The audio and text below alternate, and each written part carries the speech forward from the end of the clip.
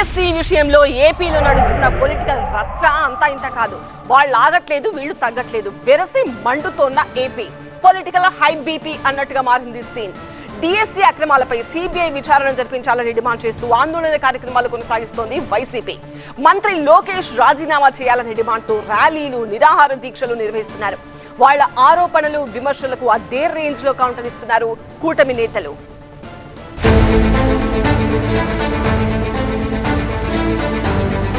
ఏపీని DSC politics హీటెక్కిస్తున్నాయి. DSC target గా అధికార విపక్షాల మధ్య వార్ నడుస్తోంది. డిఎస్సిలో అక్రమాలు జరిగాయని ఆరోపిస్తూ వైసీపీ పోరుబాట పట్టింది.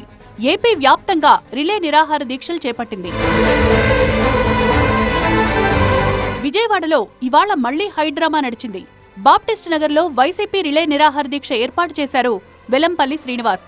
అయితే గురువారం నాడు మల్లాది విష్ణు రిలే నిరాహార దీక్షను బొండా ఉమ అడ్డుకోవడం, ఇరు వర్గాల మధ్య హై వోల్టేజ్ కంటిన్యూ అవడంతో మరింత అప్రమత్తమయ్యారు పోలీసులు. వెల్లంపల్లి నిరసన చేస్తోన్న చోట భారీగా పోలీసుల్ని మోహరించారు. అటు బుద్ధ వెంకన్నను ఇంటి నుంచి కదలకుండా ఆపేశారు. అయితే కొందరు టీడీపీ కార్యకర్తలు మాత్రం వైసీపీకి వ్యతిరేకంగా నినాదాలు చేస్తున్నారు. వాళ్లను బాప్టిస్ట్ నగర్ దాకా రాకుండా పోలీసులు బారికేడ్లతో అడ్డుకున్నారు. రోడ్లపై టెంట్లు వేసి నిరసనలు తెలపడమే కాకుండా తమ కార్యకర్తలను వైసీపీ నేతలు రెచ్చగొడుతున్నారని ఆరోపిస్తున్నారు టీడీపీ నేతలు. ధర్నా చౌక్లో ఆందోళన చేస్తే తమకు ఎలాంటి అభ్యంతరం లేదంటున్నారు. ఈ ప్రజాస్వామ్య వ్యవస్థలో ఎవరైనా సరే తప్పు జరిగితే నిరసనలు చేసుకునే హక్కు ఉంది. కానీ వీళ్ళు తప్పు లేకుండా నిరసనలు చేస్తున్నారు. ఒకటి. రెండోది, రోడ్డు మీద చేస్తున్నారు కావాలని మమ్మల్ని రెచ్చగొట్టడానికి. డిఎస్సి దాని మీద మీరు చేస్తున్నటువంటి తప్పుడు ప్రచారం ఏదైతే ఉందో అది ఎవరు నమ్మే పరిస్థితుల్లో లేరు. జగన్మోహన్ రెడ్డికి 151 నుంచి 11 సీట్లు ఇచ్చినా సరే బుద్ధి రాలేదు. ఇక ఆయనకి పులివెందులో కూడా ఓడిపోయే టైం దగ్గర పడి ఇలాంటి చేష్టలు చేస్తున్నాడని తెలియజేస్తాను. మరోవైపు విజయవాడలో గురువారం నాటి గొడవకు సంబంధించి వైసీపీ, టీడీపీ నేతలు పరస్పరం ఫిర్యాదులు చేసుకున్నారు. ఎమ్మెల్యే బొండా ఉమ్మతో పాటు 200 మంది తమపై దాడి చేశారని వైసీపీ నేతలు ఫిర్యాదు చేయగా, వైసీపీ నేతలు దూషించారంటూ మల్లాది విష్ణు సహా మరికొందరిపై టీడీపీ నేతలు ఫిర్యాదు చేశారు. అటు ఏలూరులోనూ ఉద్రిక్తత ఏర్పడింది. డిఎస్సిలో అవకతవకలు జరిగాయని నిరసన దీక్షకు బయలుదేరిన వైసీపీ కార్యకర్తలను మాడేపల్లి పోలీసులు అడ్డుకున్నారు. అశోక్ నగర్ లో మాజీ ఎమ్మెల్యే అబ్బాయి చౌదరిని బయటికి రాకుండా పోలీసులు అడ్డుకోవడంతో ఉద్రిక్తత చోటు చేసుకుంది. డిఎస్సిలో జరిగిన అక్రమాలపై సిబిఐ విచారణ జరిపించాలని మాజీ మంత్రి పెద్దిరెడ్డి రామచంద్రారెడ్డి డిమాండ్ చేశారు. మంత్రి లోకేష్ ను బర్తరఫ్ చేయాలని డిమాండ్ చేశారు. సిబిఐ ఎంక్వైరీ చేస్తే దానికి సుముఖం వ్యక్తం చేయకుండా, ఏది కూడా మాట్లాడకుండా, ఏమి తప్పు చేయని వాళ్ళ మాదిరి వాళ్ళు ఈరోజు ప్రభుత్వంలో యాక్షన్ చేస్తూ నడుస్తూ ఉన్నారు.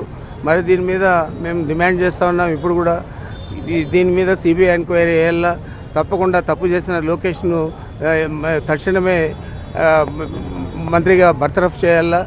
డిఎస్సి అక్రమాలకు బాధ్యత వహిస్తూ మంత్రి లోకేష్ రాజీనామా చేయాలి అన్నారు దాడిశెట్టి రాజా. రెడ్ బుక్ పేరుతో పోలీసులు చేస్తున్న అరాచక పాలనను జెన్జీ గమనిస్తోందన్నారు దాడిశెట్టి రాజా.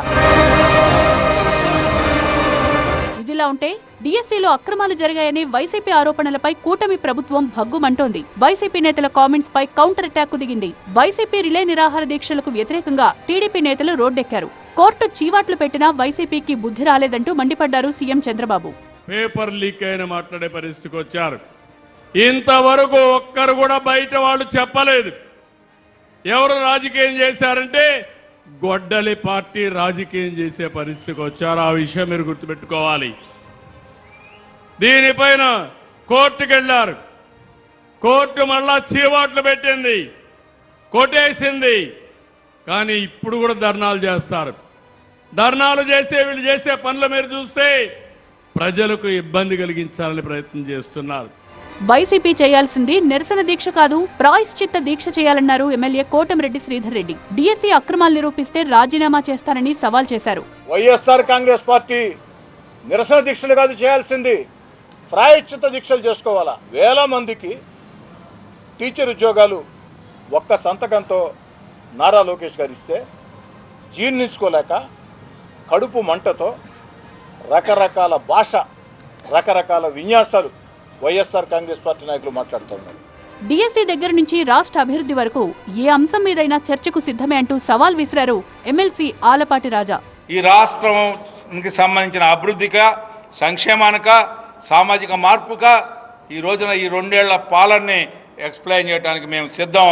రేపే లార్జ్ సెంటర్ వేదిక కుర్చీ నాది ఉంటుంది, కుర్చీ ఎదుటి కుర్చీ ఖాళీ ఉంటుంది. ఎవరైనా సరే ఏ స్థాయి నాయకుడైనా సరే వచ్చి కూర్చోమని చెప్పి నేను ఆహ్వానిస్తాను. మొత్తంగా డిఎస్సి చుట్టూ ఏపీలో జరుగుతోన్న రాజకీయ రచ్చ నెక్స్ట్ లెవెల్ కు వెళ్ళింది.